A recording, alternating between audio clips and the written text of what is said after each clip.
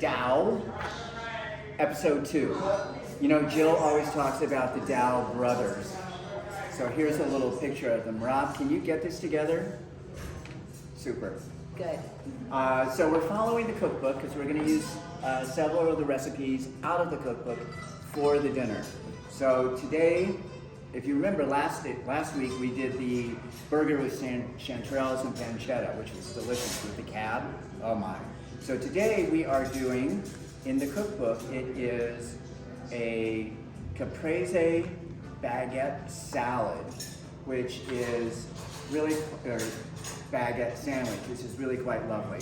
But what we're going to do is we are going to do a caprese salad as one of the courses of the dinner. And it pairs with the Daou Rosé, which we have talked about, Jill has talked about it in the past, but back in March. so what? You don't remember anyway, so neither do I.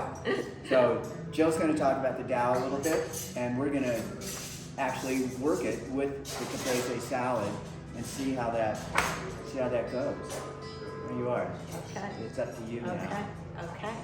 So rosé, and of course, perfect time for rosé, even though you can drink this all year long, but it's summer, so rosé season.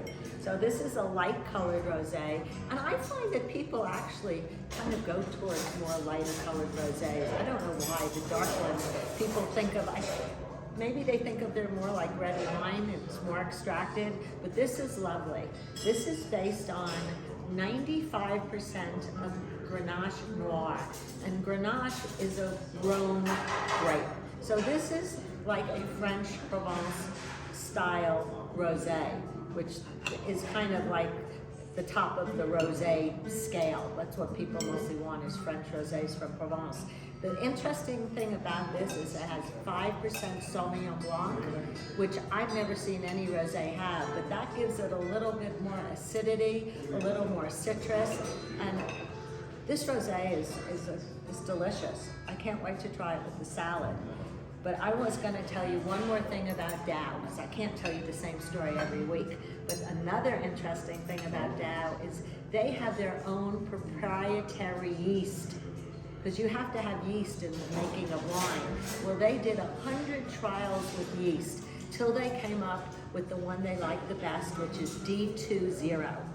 And what yeast does, why they like this yeast, it helps with acidity, extracting color, texture.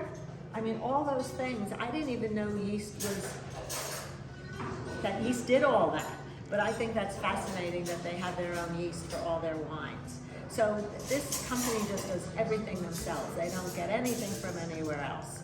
They're like a little island unto themselves. And the only other thing I wanted to tell you is, I know I've told you it's called Daou Mountain, which of course is their last name. It used to be called Hoffman Ranch Mountain, and it was in existence for years before they bought it. But it was like the #1 place in Paso Robles, but they really took it to another level. So 30 years it was already in place growing grapes, but then they took it over and just brought it up like that. Good vines. Taste this. So I'm going to let Weldon say a word or two, and I'm going to try it. Thank you, Jill. Yeah, so the caprese salad that we're going to serve on the Daou dinner, which is July 20th, Wednesday, this doesn't have a dressing on it. Daou makes their own olive oil. So we're going to do olive oil, salt and pepper with heirloom tomatoes and fresh mozzarella. That will be one of our courses in the dinner. So stay tuned. Next week we're going on location. I have to say one more thing. Of course she does. It says that the Daou Rosé is made for tomatoes, and I just tasted it, because you don't think of that so much. And it is. It's a perfect pairing. It's got some of that acidity, melon, and just a little herbal. It was terrific. Good pairing. So next week we're going on location. We're going to do one of the lamb courses, or it's going to be a lamb course. So we're going to go out to my house and do the lamb out there. So be sure and watch next week. More of Daou, Countdown to Daou wine dinner. Thanks for watching.